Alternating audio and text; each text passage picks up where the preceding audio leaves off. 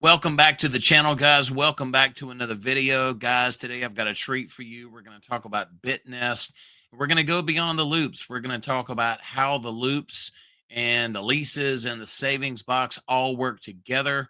I've got a pretty good visual, I think, to help you understand this. So if you're on the sidelines, you're thinking about getting into Bitnest, you're wondering if this is a Ponzi, you're going to be able to determine that for yourself.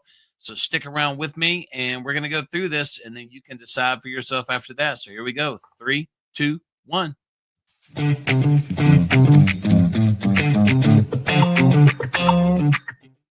All right, guys, welcome back. So before we get into it, let's just get right down to the meat and potatoes. First and foremost, if this video does you some value, be sure to like and subscribe. Let's dig right into the visual that I brought for you guys today. We're going to try to make this as quick and as efficient as possible. All right. So there's a lot to unpack on this chart, but I want you guys to get it down to three separate types of people that invest in Bitnest. So myself, I'm what's known as a loop only user. I recycle USDT continuously through the system and I do 28-day loops. That's my length of choice to get 24% interest. And then there's the savings box users to where they don't have to lock their funds up and they get paid 0.4% interest daily. And then you have the people that have to commit big funds to it. Those are called the lease users. All right, let's go through what we can relate to first and foremost. Let's go over here to the loops. So the loops, and let's bring up a visual very quickly. That is this right here. And that is where you hit join now. You select your duration 1 day, 7 days, 14 days, 28 days. And then you hit circulate with the desired amount you want, and off you go. Well, there's been a big conversation out there about how can 24% interest on 28-day loops, how is that sustainable? Well, I saw an announcement from one of the Bitnest ambassadors that basically said their lease and their savings box are their two profitable products. So I was like, that's quite interesting. So I went into their Git book, used a little bit of Chat GPT to kind of lay out the course, and then went through it myself. Again, risk capital. This is not financial advice. You decide your own path in crypto. I'm not here to tell you what to do. I'm only here to tell you what I found, and this is for entertainment purposes only. So if you do a loop, you are basically providing to the platform what's known as recycled liquidity, and the USDT is used in their leasing system, and that is where this arrow points to up here, where you see all these fees that it talks about that it generates, and then the fees that are generated from the leases, that's where the loop payouts and the referral payouts are funded by. So the loops is one aspect of it. We are the people that are providing liquidity for the actual leasing system. So when you look at Bitnest itself, this area right here, we are providing liquidity for the leasing. And if you go up top in the Bitnest screen, you will actually see that this is the lease options. You have a 1, a 7, a 14, and a 28 day. And also, you have to decide if you want to commit Bitcoin or Ethereum, and it has to be in BEP 20 format, or in other words, it has to already be on the Binance Smart Chain altogether.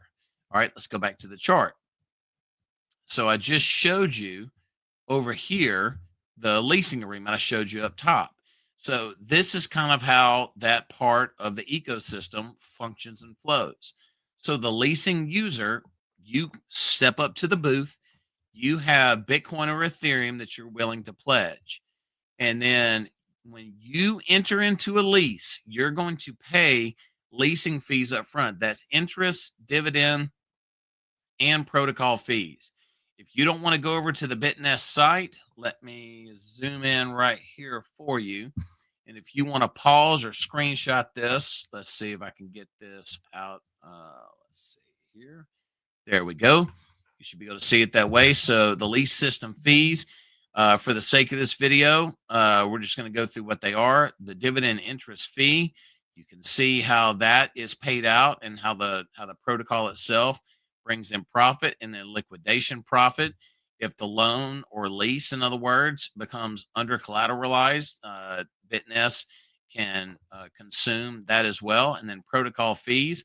And also, I put this in here, but it's kind of overly obvious, is that there's no referral payout in the leasing system. So that whole Ponzi-nomics argument kind of gets put to bed on that.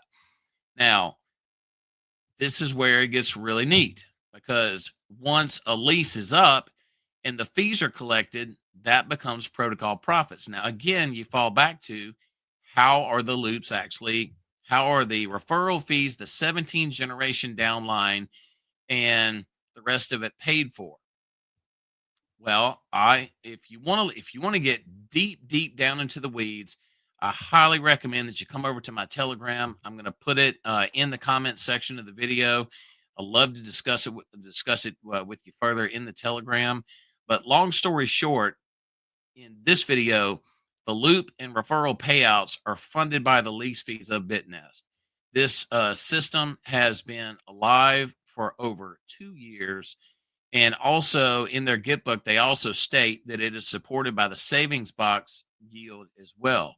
In other words, what they make above that 0.4%.